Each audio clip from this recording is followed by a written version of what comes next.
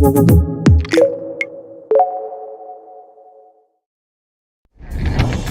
to the official podcast of PHP Architect. Join us to listen to the latest news and tech talk from our conferences, the magazine, and wider PHP community.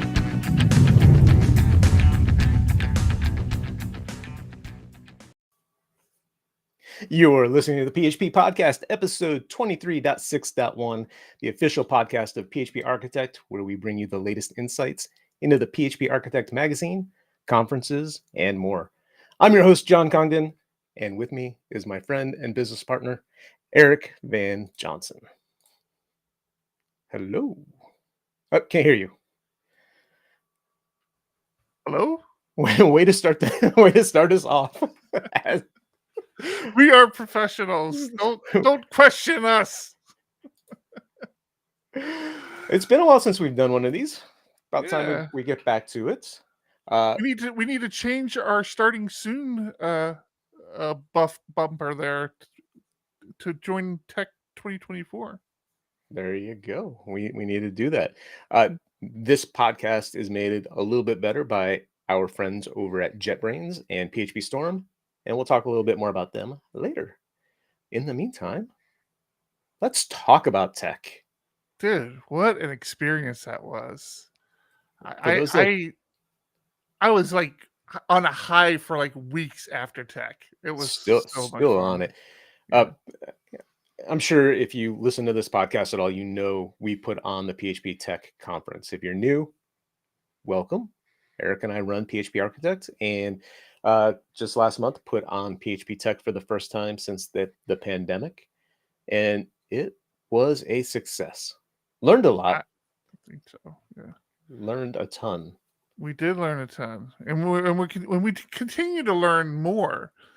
Some very interesting things. A lot to talk about, but some very interesting results from the exit survey that we sent out, as far as giving people some input on how Tech 2024 should shape up. And yeah, the feedback's been interesting. It's good to see. It's really helping us a lot. We appreciate it. Yeah, next year I want to make the survey a little different. There were a lot of questions we missed, a lot of things we should have asked that you and I were so focused on location, because selfishly we want to bring tech to the West Coast because that's where we're located, but is that the best idea for tech? And that's kind of where our exit survey kind of centralized around, was location. Right. And it's an interesting place to be. We haven't really talked about this, but it's interesting because the survey we sent to attendees, which is important. These are the people who are going to tech currently. Mm-hmm. So we are very interested to see what they have to say. But on the flip side of that, I am also interested to see what the general public has to say, like who's not attending tech because of the location, or who's not attending tech because of something about the format. And I would like to get that input as well, but I'm not really sure how to weigh that against the people who actually go to tech, which is I think we create a simple survey, not too many questions, make it quick to answer, and we send it to our mailing list. Yeah, that might be a good way to go. Yeah. Because the people that went to tech is a small sample size. So like you said, they're kind of biased because they're already there. Mm-hmm. So location probably meant something when they purchased their ticket. And we got a lot more people on the mailing list than actually attend. So yeah, got to figure out how to tap into that, those people. But man, was tech great or what? Oh my, so much fun. So much better than I run through every scenario in my head about it being a complete flop, or a million things going wrong. And don't get me wrong, we had some things that we needed to address, but in general, as a whole, oh man, so much fun. It was so good to see the people show up, faces that I had not seen in so long. It was great. It was just so much great. Yeah, new faces, a lot of new faces. Yeah. Yep. So yeah, if you didn't make it out to Chicago this year, look for information on 2024. Call for papers will be opening in, I don't know, a few months probably. John and I are already in the process of figuring that out. I think last year we did it October, like October, November timeframe. Yeah. And we kept it open for a bit. Mm-hmm. Yep. We try that again. So yeah, we have an entire list of things we need to address for next year. Like we said, while it was great, plenty of things learned, especially around streaming. We we had a few issues. Streaming was very exciting. But if you didn't attend tech and you want to watch the videos, we are currently editing all of them and putting them up. You could still buy a virtual pass by going to phptech.tv. Buy a virtual pass. As soon as we get all the videos edited, they will be available there. I guess we need to do a little work on the site too. We talked a lot about it on PHP Ugly. I don't think we've talked about it on this podcast, but the virtual streaming was a very last minute decision. And the fact that we were able to bring that together and we found a service. John and I really were kind of trying a lot of different solutions, and like in the 11th hour, John found a service that just kind of met a lot of our requirements, and we put everything together. And I mean, at Tech, John was coding in production changes to the streaming site. It was just like it was very last minute, but it went really well. We had some hiccups with a couple of keynotes. I think all the keynotes actually had a hiccup. All the keynotes. But in general, I think it went really well. You got to see all the rooms, all the talks, and you didn't have to sweat it out in any of the rooms, which apparently was a problem. In one of the rooms, we were combating the entire conference as well, which was fun. Not fun at all. Oh, all right. Enough about tech. We talk about tech a lot, especially on PHP. Dude, it was so much fun. It was. You need to be there next year. If you weren't there, even if you were, come back next year. Let's talk about our sponsor. Let's talk about PHP Storm. In case you don't know, JetBrains, creators of PHP Storm, has kindly sponsored the magazine and the podcast, and we are so happy to have them on board because we've been using PHP Storm for years, and we've always talked about if you are a professional PHP developer, PHP Storm is the IDE you should be using. It's not free, but it is always on the cutting edge of PHP. They are a strong supporter of the PHP language and internals, and it's just a fantastic IDE. So PHP Storm is a cutting-edge IDE tailored for PHP and web developers. If you haven't used it before or it's been a while since you've last tried it, now's the perfect time to check it out again because it has received significant performance enhancements and an expanded feature set. Curious to see if it's the right fit for you? Head over to www.jetbrains.com/phpstorm to learn more and try it out with a 30-day free trial. Code smarter, not harder. And it's true. They were at PHP Tech, and if you were lucky enough to get there early and participate in their little challenge, you got a JetBrains PHP Storm elephant with the mohawk. Yeah, and it looked really cool. With that said, I still did the challenge even though I didn't get an elephant for it, and I continue to learn new things in PHP Storm where if you know how to use it and know some of the keyboard shortcuts, oh my gosh, you can code so much faster. And this is without any plugins or extensions or anything like that. This is just out of the box stuff. By default. I struggle because I use the Vim plugin all the time, so I maneuver around with that. But they showed me a couple of quick shortcuts, like when you're changing a function with a proper key combination. I can't remember off the top of my head now. It's one of those things you have to use these things more often to really get them down. But usually you type in a function and it puts the parentheses before your variable. It doesn't replace the function that was there, kind of just autofills that out. But if you do like Control Enter or one of those, it replaces the function and keeps the parameter where it was. That was huge for me.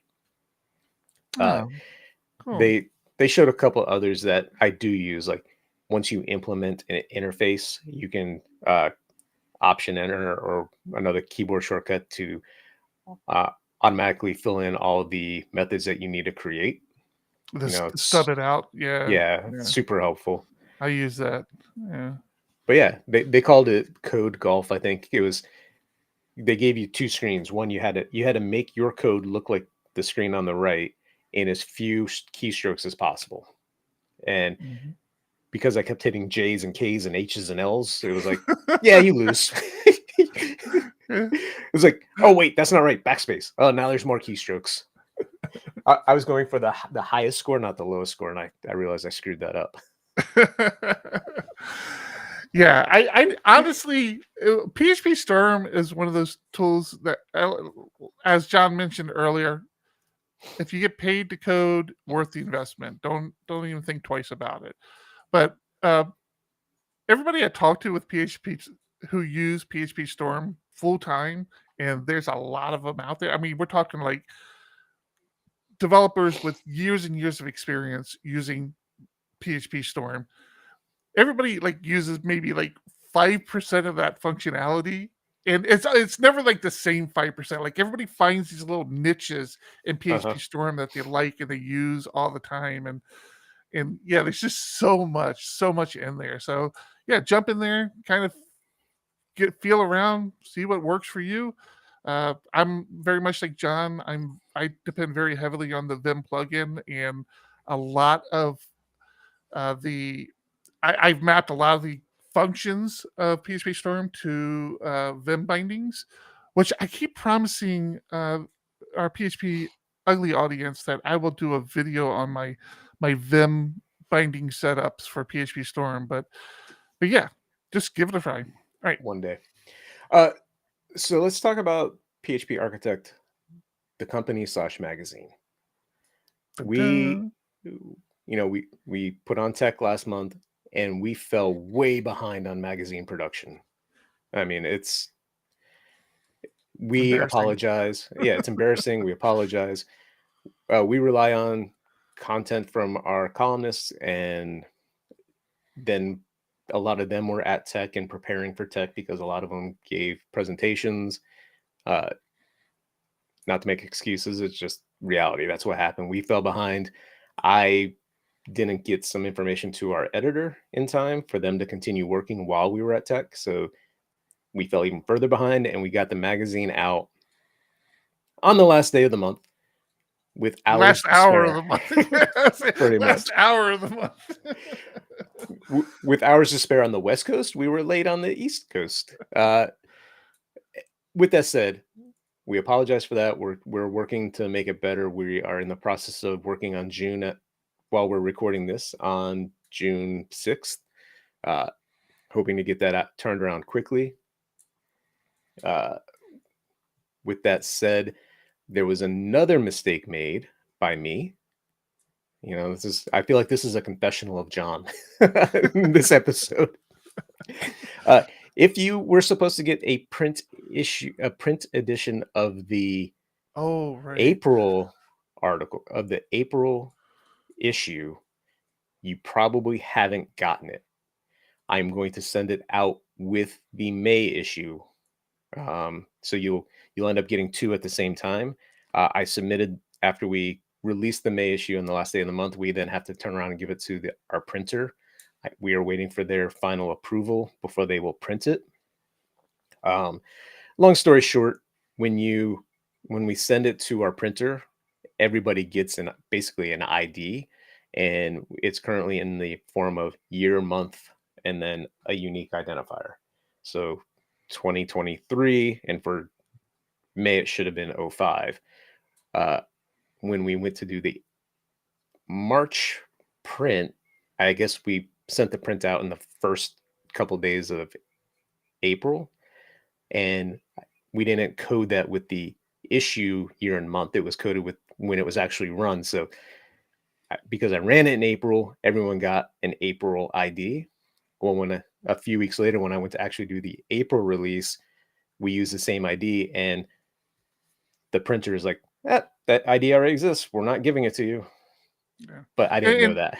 to confuse things even a little bit further from our perspective is if you attended PHP Tech, you got a free physical copy of the April magazine. So we had ordered a box of like 200 copies of the April magazine, and we knew they had gotten delivered to the location. So when John and I kept talking, because we started getting these messages about people not receiving their April edition, and John and I were talking about it, it's like, well, we know they sent them out because we've got the ones for the conference, but we hadn't gotten our personal ones yet. So we realized that there was something going on, but we weren't overly concerned about it. So yeah, that was the fix there. Yeah. Uh, So you'll get them. you'll get it.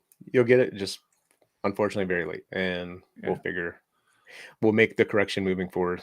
Promise. And I think we've talked about this in the past.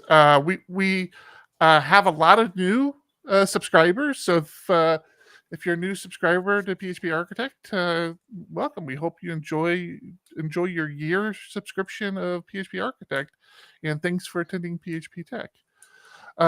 But just so everybody's aware of what that release flow looks like, we try to get the digital version out as soon as we can.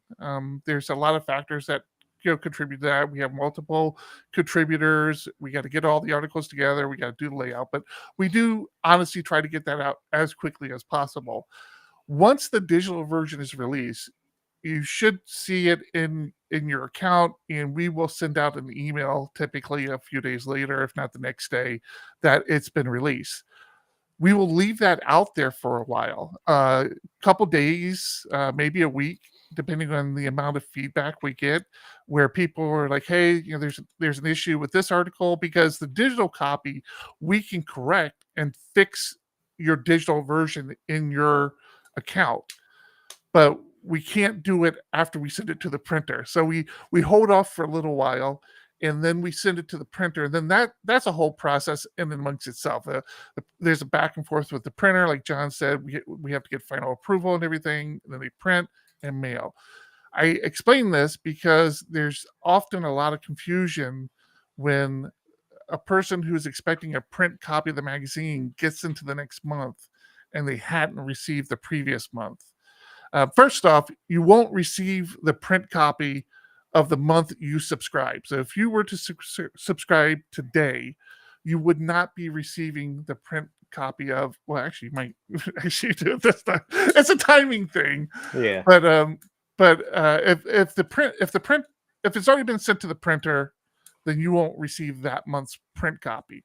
But just in general, it takes a little longer to get. But it also doesn't come out of your allocation. You sign Right. up for 12, you'll still get 12. You're not Correct. missing out. We'll say it that way. And in general, if you don't subscribe to the magazine and you happen to be watching the podcast, you really, really should consider doing that. Not only do you get great content month over month from our normal contributors, our normal columnists, but guest feature contributors as well. And not only do you get it month over month moving forward, but you get our whole back catalog of magazines from when we started publishing. So literally a decade of PHP Architect will be available at your fingertip in your account when you sign up. 2 decades, because we're on volume 22. 2 decades. 2 decades. Let's talk about this May's release that we just got out there. We'll talk a little bit about that before we wrap up. Let's do it. We titled it HTTP Burritos. We have a feature article from Tim Lytle on HTTP Tortilla, which is an open source library that him and his team released and use on a daily basis. And he just wanted to share, how he uses it, why it was created. And that's a great read. Yeah. And he liked our cover so much that he decided he wanted to take our cover and make it his logo. That's awesome. And then we have Life After GIM, which is a article by a student who was talking about going through GIM, which is a course at a university, right? Right. And Yeah, it's it's a programming um gaming uh course, right? yeah. Yeah. So just an interesting take from a student. And then one of my favorite columns is Security Corner. I learn something all the time in there. Uh, Eric Mann has tabletop planning for disaster. And I actually got to go through this exercise recently because one of our clients was going through SOC 2 compliance. And part of that is you need to be doing these tabletops. And it's an interesting exercise, and something we should probably do way more often is actually sit down and think through some sort of disaster, whether it is what happens if your database is gone, like just something happens, your server is no longer. How long does it take you to recover from your backups? Or can you bring a replica up as your primary database? Like, what are your steps, and are they documented? And having somebody kind of create these scenarios for you and just role play basically through that scenario. And how long is it going to take you to recover from a disaster? Hmm. And it's not necessarily just about ops, right? It's a great tool for ops in general, because those things can go down pretty quickly, or not pretty quickly. They can have troubles where the server's gone. But it's also good for software developers in the sense that what happens if you find a SQL injection point in your code? How, how long does it take you to recover from that? Can you recover? Can you stop it from happening? So I thought it was a great article. Yep, very good. Hey, we had an article on AI. AI is starting to slip into the magazine a little more here and there. Finally, actually, also touched on kind of the concept of AI and the impact to our industry. Hmm. But if you are interested, and again, if you don't currently subscribe to the magazine, our free article of the month was our Artisan Way ADR versus MVC, which I found very good, very enlightening from Matt Lance. Hmm. Yeah. So, And I know I've touched on this before. Uh, the team at one of our clients that I'm on uses the magazine as book club. So twice a month, an article is chosen out of the magazine to spark conversation. It's not necessarily, deep dive into the article itself. It's read the article and let's have a conversation around that topic, uh, mhm.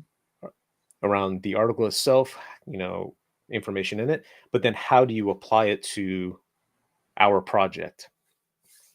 And this week we used the DDD Alley column. First, make it easy.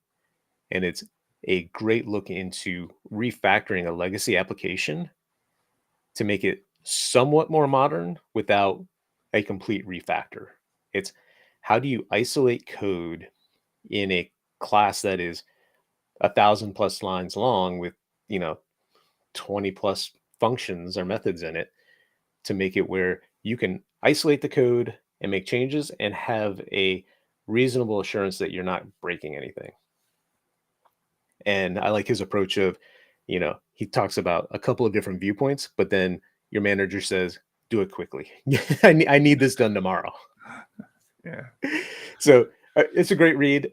Again, I work in a legacy application. I've got classes, one specifically that we talked about this week that is 2,300 lines long with like 50 some methods in it. It's just massive. And it's one of those things that we know needs to be cleaned up for us to move away from a library that we don't want to use anymore.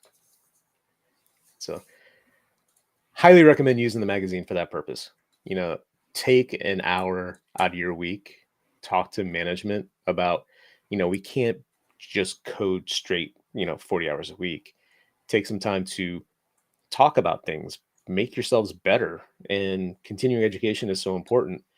Conferences, magazine, just having something to spark conversation on your team.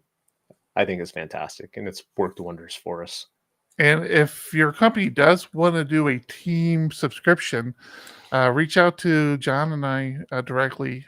We do have some discounts we can give you for that. Mm-hmm. That's we do. All right. How do you feel that is? That was good, man. Yeah, I think we should wrap up there. Yeah. I'm looking forward. I'm looking forward to. I don't know how I'm going to focus on coding for the next year because I'm so excited about 2024 now. But looking forward to that. It happens. I get it. All right. Thank you so much for hanging out with us. Until next time, keep listening. Keep reading. Nope. Keep coding. Keep coding. Now, keep reading. You want to try that again? No. Thanks. Bye. PHP Podcast, the official podcast of PHP Architect, the industry's leading tech magazine and publisher, focused on PHP and web development. Subscribe today at phparch.com to see what the leaders in the community and industry are talking about.